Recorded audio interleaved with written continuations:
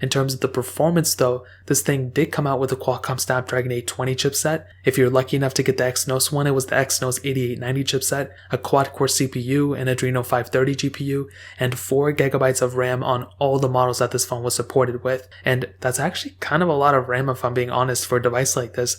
To give you some perspective, the Google Pixel 4 had 4 gigs of RAM, the Google Pixel 3 had 4 gigs of RAM, and obviously I think those phones are probably better than this one.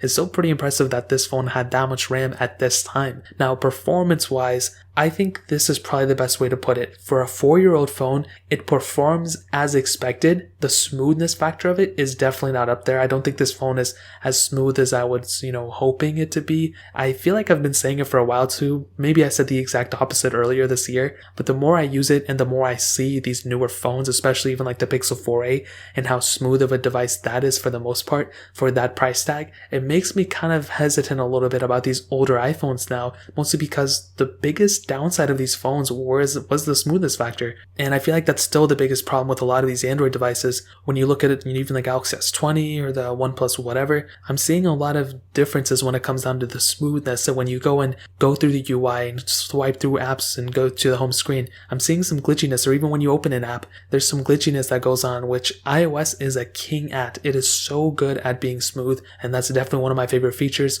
When it comes down to it, for sure, the Samsung Galaxy S7 Edge is, not going to be the best performing phone, and there's a lot of glitchiness going on when you're going through the UI and everything. Now, if you put a custom launcher on it, it may change it just a little bit, but I still think for a majority of people out there, getting something like a Pixel 2 or a Pixel, even the original Pixel, it'll probably get you a better experience overall than this phone, and you can even custom ROM it and kind of go from there. But I think the performance of the Samsung Galaxy S7 Edge in the later part of 2020 is definitely not that great, and if you can spend a little bit more money, getting something like a Google Pixel or Pixel 2 or whatever will probably end up getting you a better performance overall. So in terms of performance, that pretty much covers it up. Now,